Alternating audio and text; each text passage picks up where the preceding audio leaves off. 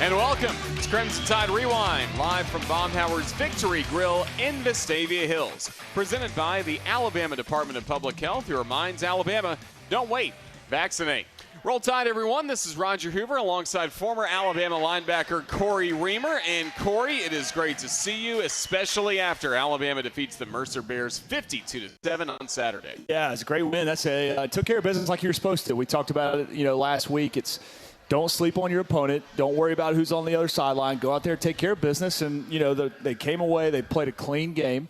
They left with no injuries. They got the win and got to play a lot of people on Saturday, which is what you want to do, but you just can't walk into this assuming that that's going to happen. We've seen that happen in the past when you're, expecting your backups to get in pretty early, and then all of a sudden you're in a tight game into the fourth quarter. But that was definitely not the case. You probably got more fight, out of Mercer than we saw Mike Tyson give Jake Paul on Saturday night, but it was pretty close in terms of effort.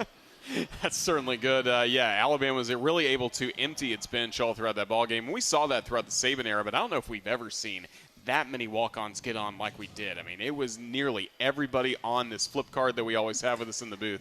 Everybody got on, it seems, in that game. What, with 5 quarterbacks, I think, played? Yes. I think it was what it was. Yeah. I didn't know we had 5 quarterbacks on the team. It was incredible. It's every time we ran out there, it was a new face, a new number, getting some I thought it was just, it's always good to get game reps. And those guys went out there and took advantage of it. Usually, when you got these young guys or some of these backups, they're not very excited about going out there and getting reps. And that was something that Coach Saban always emphasized. Whenever you get an opportunity in games like this, you got to make them count because you're one play away from, especially those 2 deep guys, you're one play away from being the next guy up and having a more prominent role in the game, especially with Ty Simpson going in. And I was impressed with the way that he looked. He looked like he had command of the offense, used his feet a little bit more than we probably give him credit for, his scramble ability. It was, I was definitely checking the depth chart to see some of the names that were being run out there on Saturday, but good for those guys. There's, a lot of people who put a lot of effort into these seasons, don't ever get any recognition, don't get to travel, dress, and they're staying on the sideline on Saturday, and they get their opportunity to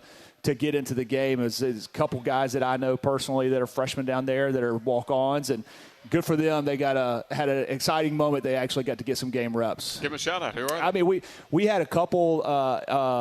Mollison was one of them. Cooper Mollison, he's a local kid from Vestavia, played receiver here. He's a cousin of a guy that I played with, Michael Dijon, and his freshman year's down there. So it's a big moment for the Mollison family.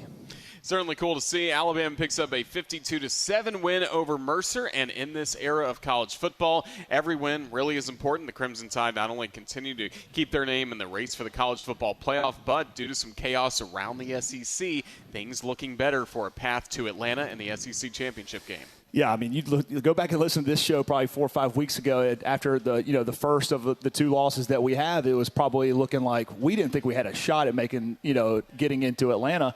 And now here we are. But this is, this league this year, how competitive it is and how much talent is spread across the entire league. You look around, you see Tennessee gets beat by Georgia on Saturday. That opens up, and we've got Texas and Texas A&M still to play. And whoever loses out of those, there might be another 2-loss team to get in the mix. And all these different scenarios that you're hearing about today of who ends up where and how we've now got control of our own destiny and playing in Atlanta. And, we went out and have a couple other things go our way, and we'll be making the trip. It's kind of crazy to think about where this season was in the middle of October to here we are today with, we control our own fate and have a chance to play for an SEC championship, which I think still is a big deal. A lot of people are trying to downplay it of, do you want to be out there? Do you want to play in this game? I think this is a huge compliment to this staff and this team.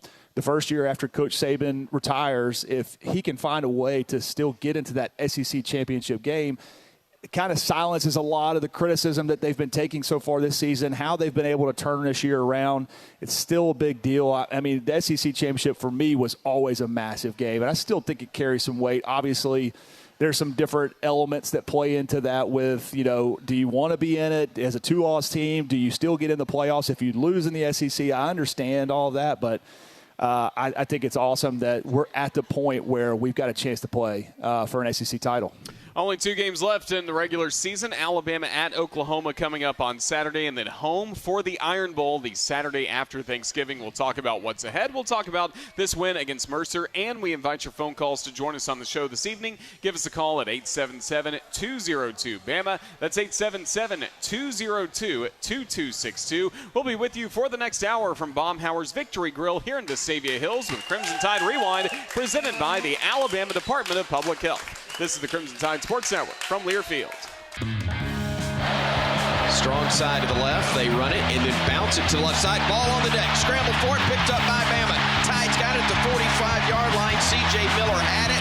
Lost it. And then Damon Payne Jr. picked it up and in stride was able to carry it an additional 5 yards. The redshirt junior from Bell Hill, Michigan.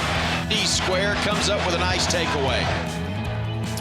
A reminder, you can keep up with everything Alabama, the Alabama Crimson Tide mobile app, presented by Cadence Bank.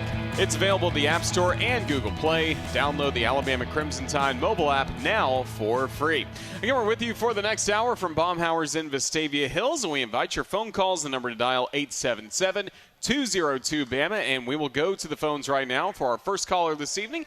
As always, it's kind of become the peewee of this show. Let's go first to Birmingham, where Mike joins us now. Roll Tide, Mike. Guys, always be put up back here. I'm tell you something. Bama for Roll Tide. Bama has shown a lot of killer instinct these last 3 Saturdays. I mean, they took no prisoners. Took down Missouri, one set of Tigers, and then took down the Bears. Boy, before that, they took down another set of Tigers, LSU and Baton Rouge, and they knocked out some Bears. Let's have some dose of Tiger meat and some bear meat. Now they're going to go there and Oklahoma and rip up that cover wagon to shred and take those Oklahoma Sooners. And then next Saturday, the big showdown in T-Town, where we're going to turn Auburn upside down and send them back home with a big-time loss. They're going to the Crimson Red Sea next Saturday, so we're going to drown them Auburn type of prior to that. We got to take down the Oklahoma Sooners. We're going to go 10-2 in the playoffs. SC carries the game. We're going to SC Town on our way to the playoffs, guys. We got this thing, guys. Roll Tide, guys, all the way, man. We're all the way with this thing. All right. Yeah, appreciate you, Mike. It was, taking care of business like we talked about. We've mentioned it the last couple of weeks after that second loss. You know, we hold the keys to the postseason, and it's all up to us. Every single week, you got your back up against the wall. You can't afford to lose. And I think what we did this weekend, too, you know, maybe not as much of an impact, but, you know, you still might have some style points that you got to look at, because I think there's a scenario where there's a lot of teams in the SEC that are probably deserving, but the way this thing is structured, there's definitely going to be some of those teams that are going to get left out. Obviously, there's a few games left, and Alabama's got to take care of business, you know, this week against Oklahoma and then next week against Auburn. But should they do that, you know, you want to be – it just seems like this team is rolling in the right direction, you know, no pun intended. It was they're clicking on all cylinders. Everybody's playing well. This team seems to be coming together. They've bought into the system. The defense is looking incredible. They're really buying into, you know, playing to Kane Womack's defensive scheme a lot better. I think they just took a long time. You know, it took a lot of this season to kind of figure out how to be the most effective team that you possibly can be. And I think the staff has, had to deal with that as well. What's our best plan of attack? What gives us the best situation to go out there and win ball games? And it seems like there's a comfort level now from this coaching staff going out there and calling plays, putting these guys in the best position they possibly can. And sometimes in these November FCS games, obviously teams that ran the option or had really an exotic, different style offenses than what we normally see. That would give Alabama some problems. Mercer a little more straightforward, but again, the defense didn't really allow much from them at all in this game. It took a one-handed catch to get a touchdown. Otherwise, you're looking at 3 games in a row where the first-team defense doesn't allow a touchdown. Yeah, I mean, that catch was incredible. I mean, it's other than that, the defense just played absolutely, this is what, would you say 3 straight games or 4 straight games? No, 5 straight games now with creating 3+ turnovers by this defense, and I think 6 out of the last 7 with 3+ turnovers. This defense has got a lot of young guys. We've talked about it this season. Xavier Brown is a guy that's really coming into the mix and really starting to play extremely well, and I think that gives this coaching staff a lot of confidence to where, early on it seemed like we were playing a lot of catch. We weren't really being aggressive. We were just keeping things in front of us, letting things unfold, and letting the play come to us. But now that you've got some confidence in the corners on the edges where you can put some more man-to-man coverage, you don't have to play as much zone. You're bringing more than 4 guys each down. it feels like we're blitzing almost every single play. We're bringing more than 4 guys on most plays, and I think that's where this defense becomes the most effective. They're out there causing these quarterbacks to get the ball out early, and we're able to get home and affect the quarterback a ton with this defense. It's Kane Womack is taking a lot of heat from what we've seen so far this season. Some of the defensive performances that we've had so far this year haven't been, what we're used to as Alabama fans, with Coach Saban being such a defensive-minded guy. But he's done well at other stops wherever he's been, Indiana, South Alabama. He's a good defensive coach, and now we're seeing this Alabama defense really playing at a high level, especially taking the football away. And then on the opposite side, the offense is taking these turnovers and creating points, touchdowns for the most part. And we saw that again on Saturday. Compliment your football for the Crimson Tide. Really love to see it. Love to see that 52-7 win over Mercer on Saturday. Again, we invite your phone calls. The number to dial 877-202-BAMA. Parker, hang on through the break. We'll get to you next. This is the Crimson Tide Sports Network from Learfield. For Alabama, as Jam is the single setback. Bama going under center. They hand it off. Ryan Williams cuts it up. 25-20 foot race, and you know he's going to win it. Touchdown, Alabama. Ryan Williams, 29 yards. J&J Apparel is your trusted source for Bama gear. New Alabama hats, t-shirts, and polos arrive daily. Visit online at jnjapparel.net, or you can shop their entire retail store at 1926 University Boulevard in downtown Tuscaloosa. RTR with J&J. We'll go back to the phones, and right now we go to Pace, Florida, where Parker joins us now. Roll Tide, Parker. Roll Tide, Roger and Cory. How are y'all tonight? Good. How are you? Good. It was so cool to hear Chris say Pace High School on the broadcast on Saturday. Getting a little shout out for the home team, huh?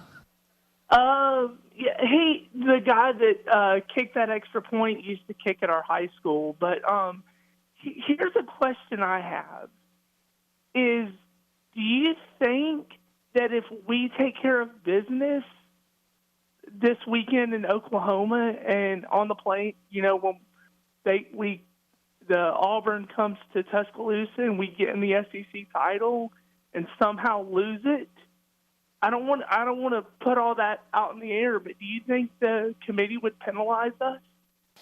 Yeah, I think that it's a great question. The biggest thing we got to do is win out. And then I think we've also got to have, from what I've read today, is Missouri's got to win one of their last 2 games. Mississippi State and Arkansas. They got to win one of those 2 games for us to get to Atlanta.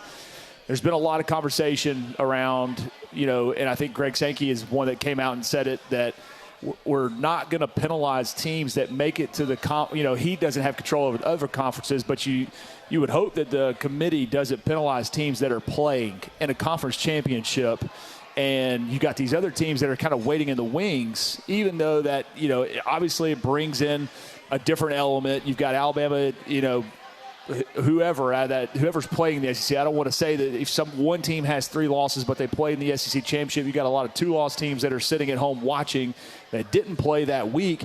It's kind of hard to fathom that you get penalized for that, but we're going to find out. This is the first year of this 12-team playoff, so you don't know. You saw Georgia lose, a couple weeks ago, and then how far they fell in the rankings. Now, tomorrow night, when the committee comes out with their rankings, Tennessee just gets beat. How far are they going to fall in the rankings?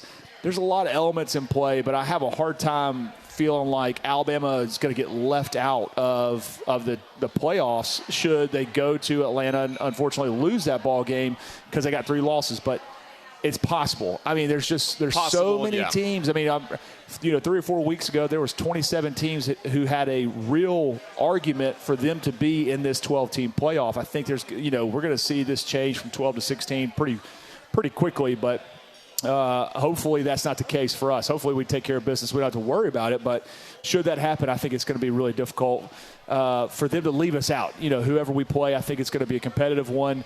How do you penalize a team is in the championship game of one of the two best conferences that's in college football. And both, the Big Ten and the SEC have a lot of weight in the postseason right now. So it's going to be hard for me to see that happen.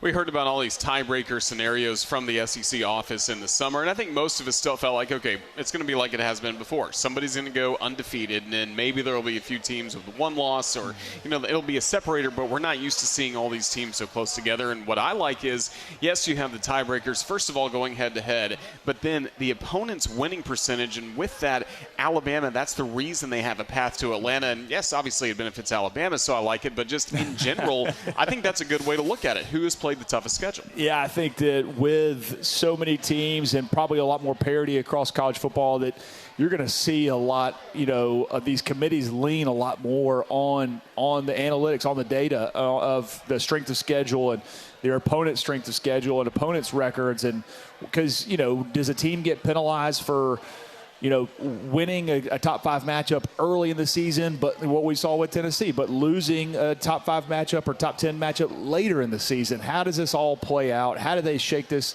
these 12 teams, and who's going to be left standing with the opportunity to go? And then, the top 5 highest ranked conference champions, there's a chance that the Big 12, if Arizona State somehow finds a way to win that conference, they're not even in the rankings, but now they're in the driver's seat to win that conference. Are they going to jump in front of a Boise State or, these non-power fours now?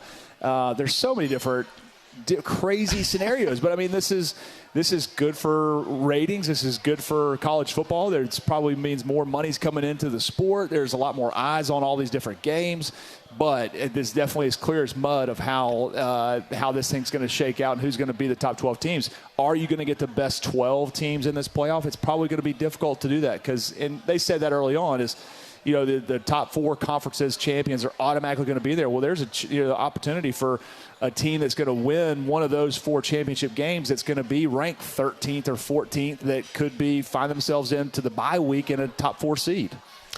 Somebody who works in college football media and loves the content. Can you just imagine if Colorado wins the Big 12 and is matched up against one of these SEC powerhouses? First of all, you got to give Deion Sanders a ton of credit for what he's been able to do. I don't think anybody ever expected him to have the success in a short window of time of finding himself playing for a conference championship. I've even heard in year 2. That's what I'm saying. And what he took over in that Colorado program, it was not just like bad. It was abysmal. I mean, they were getting blown out. They didn't have a chance to win any football games. And obviously there was a lot of talent that came with Deion Sanders, but how crazy is it that he's got an opportunity to play in a conference championship, and then his name's being thrown out for potentially the Dallas Cowboys head coaching job as well. I never in my wildest dreams thought that this was going to play into this scenario where he's actually winning ball games and getting considerations from NFL teams. It's just making it easy for the ESPN talk shows in the morning. We will certainly keep an eye on that. And, of course, on this show, we'll keep talking more Crimson Tide football. And if you are coming to join us for the Iron Bowl in a couple of weeks, make sure you join us at Vector Security Champions Lane. It is the best pregame fan fest in the country. Live music will start at 10:30 a.m., followed by our pregame radio broadcast live on stage starting at 11:30 a.m. We'll also have the early games on the largest outdoor LED screens in Tuscaloosa. Plus, there will be some autograph signings, food trucks, and, of course, ice-cold beer and Legends Lounge, where there's never a cover charge. Visit championslane.com each week for more details. We'll continue taking your phone calls in a moment. Again, if you'd like to join us, call us at 877-202-BAMA. This is Crimson Tide Sports Network from Learfield. Milroe will operate from the pistol with either of those thoroughbreds beside him. Play action. Looks across the middle. Got Oots wide open. Catch made. 15, 10-5. Touchdown, Alabama. 44 yards on the connection. If you'd like to join us on the show, you can also submit your question to us on the Alabama Media Group Twitter line at UA_CTSN, brought to you by AL.com, your source for SEC sports.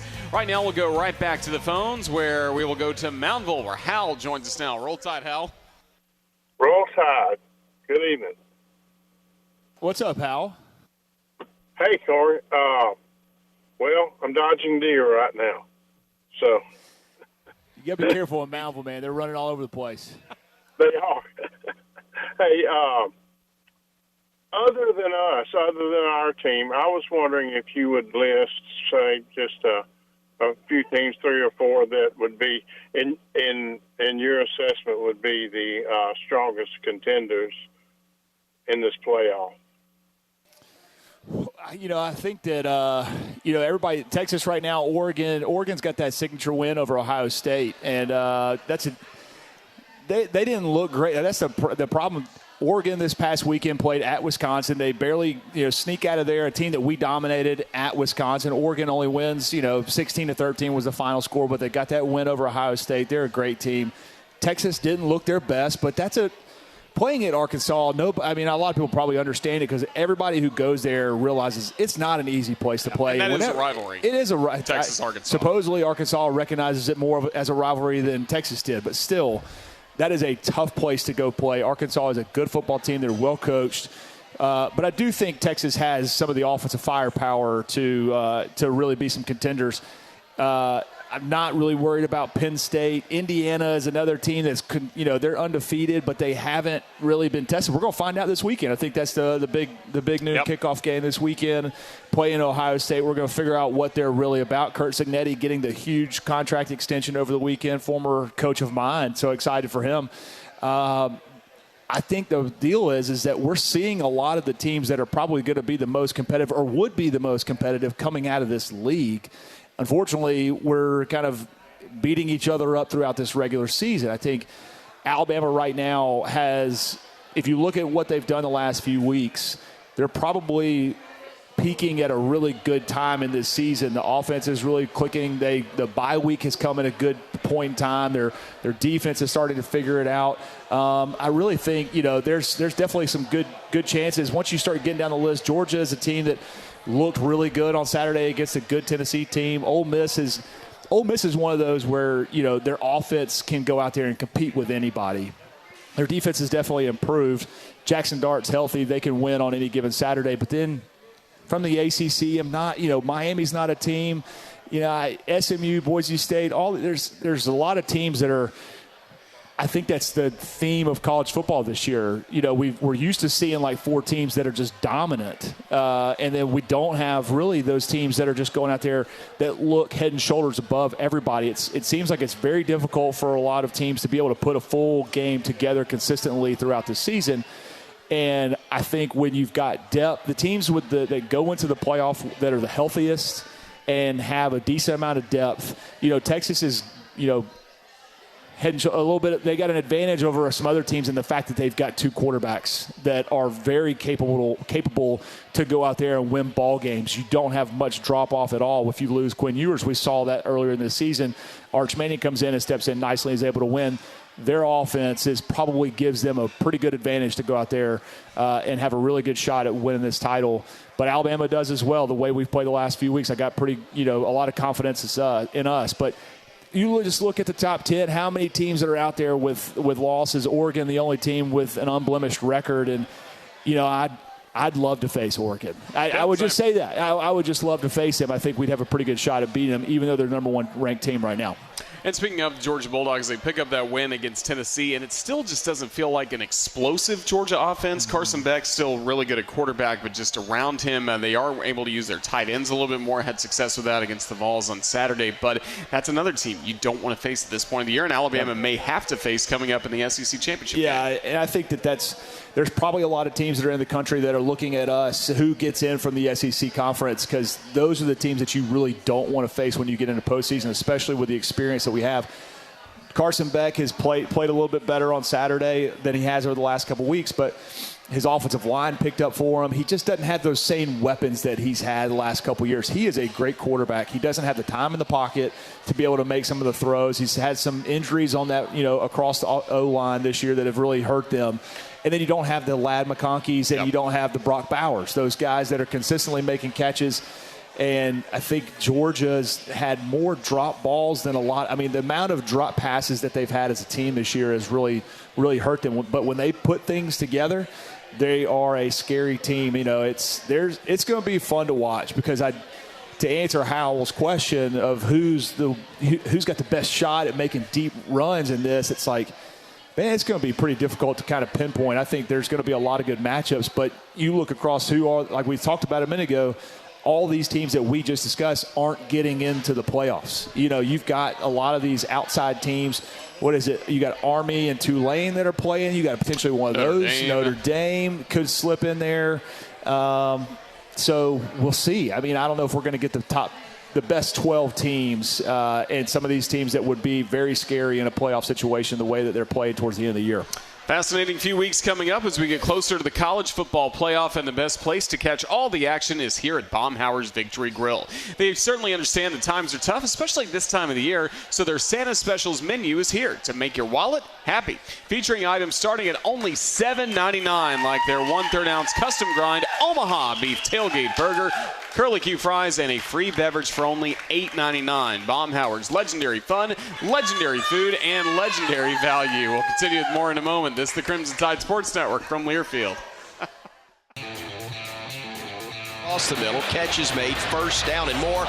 Ball knocked loose, picked up by Alabama. It's picked up. The Tide's got a return going across midfield. They go down the far sideline with Xavier Brown. Xavier on his feet. Xavier in the end zone. Touchdown, Alabama. We've got a flag down that I think is going to be against Mercer for a hold, and then we may have another flag down on Alabama inside the 15-yard line on that return. Well, the Crimson Tide will score on that play with Xavier Brown. Part of the defense finding a way for a non-offensive touchdown. We always love seeing that.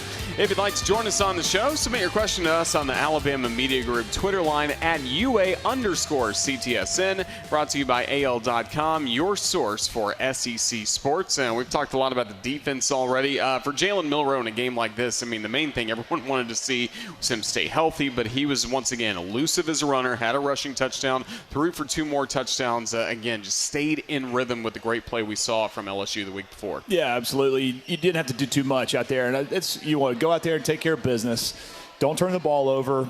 Get the ball in your playmaker's hands. He finds Ryan Williams, who's been kind of quiet these last few weeks. He hasn't had as much impact on the game plan as he did earlier in the season, probably because everybody now knows who he is. I will say that I haven't heard over the last few weeks, the back half of this season, that he's, I don't know if he had a birthday. Is he 18 now? Nobody's been talking about it. He's a 17-year-old.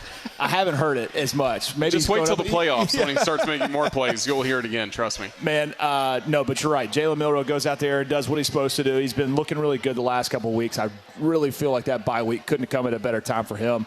But I do want to go back to the highlight that we had before the last segment with Robbie Utes getting a touchdown. Oh, yeah. I mean, that's a huge moment for the senior. He's been kind of the backbone of this team. He's a guy that goes out there. He's really known for being a blocking tight end. Gives a speech to the team on Friday. Everybody loves him in that locker room. He's one of those glue guys that really kind of keeps this team together. It's a special moment for him to go out there and get a touchdown. Jalen's, sitting on the sideline after that first drive, after the start of the second half, and get some of the backups in, but he did his job. That was all you can ask for, and go out there and let the other 15 quarterbacks get some reps in this game, and excited to see the future of what we've got after Jalen is no longer here, but hopefully he continues this momentum that he's had over the last couple of weeks throughout the rest of the season. Yeah, good work by Ty Simpson. Dylan Lonergan was 5 of 6 for 23 yards, and then Austin Mack comes in, throws a touchdown pass that may have been one of the best thrown balls we've seen. I mean, all year. Yeah, that was an incredible pass. Touch on that pass. Incredible pass. You hope you hold on to these guys. That's the biggest thing now, is that you're starting to see some of these young guys get some reps, and you start to see some of the talent level that we have in that quarterback room, and hopefully we can keep all these guys here, because the quarterback competition in the spring is going to be exciting from what we saw out of Austin Mack and Ty Simpson, and at some of these other position groups as well. That's the new wave of what college football is now you're starting to have to think about, if you're a player, are these guys going to enter the portals? Are they going to be transferred? Who's going to be coming in and trying to pick off some of your players that you see that are playing in these types of games? Like, man, that's a talented guy. Let's go add him to our roster. He'll be starting for us next year. So, but yeah, that was an incredible throw. I mean, he's a gifted quarterback. He's 6'6", I believe. 6'6", yeah. He's got all the measurables. He's got the arm. That arm talent is something special. It's going to separate him from a lot of different guys. Comes in here with DeBoer from Washington, and I'm excited to see what the future looks like for him. Good day for the Crimson Tide. More good days ahead, hopefully starting on Saturday in Norman, Oklahoma, against the Oklahoma Sooners. More on that when we return in a moment. You're listening to Crimson Tide Rewind. It's presented by the Alabama Department of Public Health, who reminds Alabama, don't wait, vaccinate. This is the Crimson Tide Sports Network from Learfield. So third and a bunch, we'll call it 15. It's actually a really nice throw that he just made, though. It was. So now Simpson looking. Pressure coming. He avoids the rush. Rolls to his right. Throws deep downfield. He's got a man there, and it is caught. Cuevas at the 1. Falls down shy of the goal line, but what a play by Ty Simpson and the grab from Josh Cuevas. Maybe your play of the game from Alabama. 43-yard connection. This season, why don't you stay cool when you purchase a limited edition Alabama Yeti. These custom Yeti cups only available at Vector Security Champions Lane before home games. Visit championslane.com today to learn how to purchase yours. Elevate your game day with Yeti. And Cory Reamer, we have enjoyed this nice weather all throughout the month of November here in Tuscaloosa. It may be a little different when the Crimson Tide head to Norman, Oklahoma this weekend for a night game coming up against the 5-5 Oklahoma Sooners. Yeah, I think that's a surprise for a lot of people that Oklahoma is sitting here at 5-5. Brent Venables takes over that program a few years ago. High expectations when they joined the SEC. They were probably hoping to be more like this, what Texas has done so far, being at the top of the conference. But it's been a struggle here, and I think a lot of it has to do with the quarterback position. Had some injuries early at quarterback. You're swapping back and forth. Jackson Arnold's the starter, and then you get Michael Hawkins comes in. Two very different styles at quarterback, but they go out there and they, had Missouri on the ropes last week, had a chance to win that ball game. Really probably should have, but still, you're going to Norman at night. It's going to be always a tough environment. It's a tough place to play, and this is the first time that Alabama's been there probably since the early 2000s. I think is the last time they played each other. So this is going to be, not the last time they played each other over there. So. Going to be a fun game. We'll see what happens. This is, you go to the SEC. This is the same thing that we've been preaching the last couple of weeks. You got to go out there and take care of business. You can't afford a game where you slip up and don't show up and be ready to play. And I'm sure Oklahoma, just like the next week with Auburn, is going to be ready to derail Alabama's opportunities to play in the SEC championship and in the playoffs. Actually, the forecast's not looking that bad for Saturday. High of 85 again? No, not quite that high. High of 68, low of 51. So the game will be in the 50s, low 60s by the time kickoff rolls around. So that's not bad. No cold weather for football season this year. That'd be nice. Hopefully, we can keep going to the Iron Bowl, too. Yeah. We'll continue with more in just a moment. You're listening to Crimson Tide Rewind live from Baumhower's Victory Grille in Vestavia Hills. This is the Crimson Tide Sports Network from Learfield. Mack looking, firing downfield, has a man in the end zone. That one is caught. Touchdown, Alabama. Rico Scott, his first collegiate touchdown. Mack, the same for him.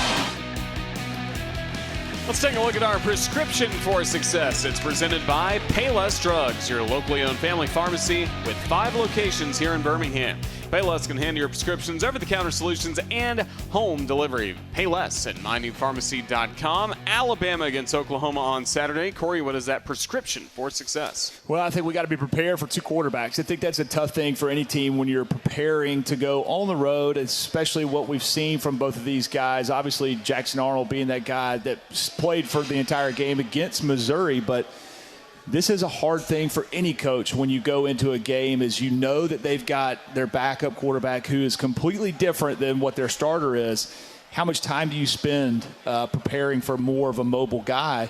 Both these guys have the ability to throw the ball, and they've looked good at times. Their record might not show how good of a team it is, but it's still Oklahoma, and it's still Brent Venables, a guy that knows Alabama extremely well. Obviously, it was a different coaching staff when he was at Clemson, facing these Alabama teams, the battles that we saw over the past, 10 years between those 2 programs. But I imagine that he'll have his team ready to go on Saturday night, especially when you're at home at night.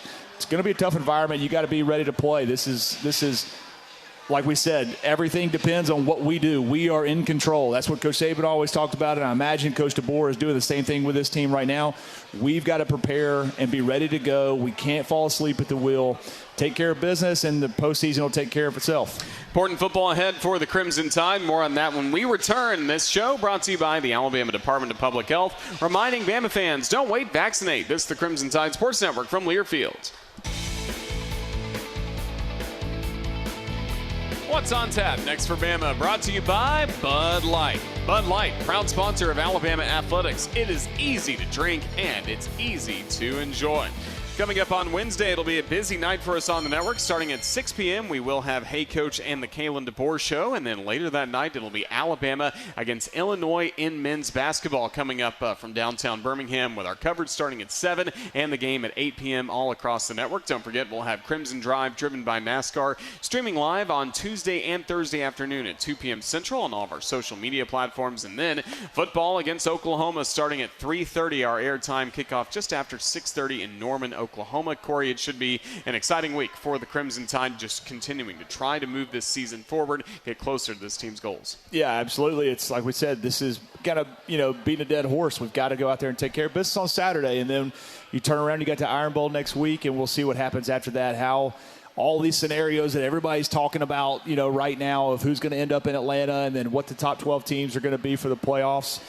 It starts this Saturday. There's, this SEC conference has been pretty, there's been a lot of shakeups every single week. You never know who's going down, what's going to happen. There's been a lot of good football within this conference, and now it's up to us to go out there and take care of business. I'm looking forward to that game on Wednesday, the basketball game against Illinois, top 25 ranked team, see how this basketball team bounces back. But then I'll be ready for Saturday. This is going to be fun with this new look SEC at Oklahoma. We saw them earlier in a primetime game against Tennessee, how that looked. And I think Oklahoma fans are going to be excited to welcome the Crimson Tide to their house. Should be a great atmosphere there. Always a good atmosphere here at Baumhower's Victory Grille in Vestavia Hills. Couple shout-outs to give. First of all, Bill McDaniel making the trip from Tuscaloosa from our Crimson Tide Sports Marketing Office. Roll Tide to Bill McDaniel making the trip. And then it's always a party with Johnny and our friends right here in front of the stage. But it's especially a party for one person. Yeah, happy birthday, Dad. Here, he's got a birthday. Then we got Johnny's got a birthday as well. We got 2 birthdays here tonight. So happy birthday to everybody. Appreciate y'all continuing to show up every single week, making this a fun environment.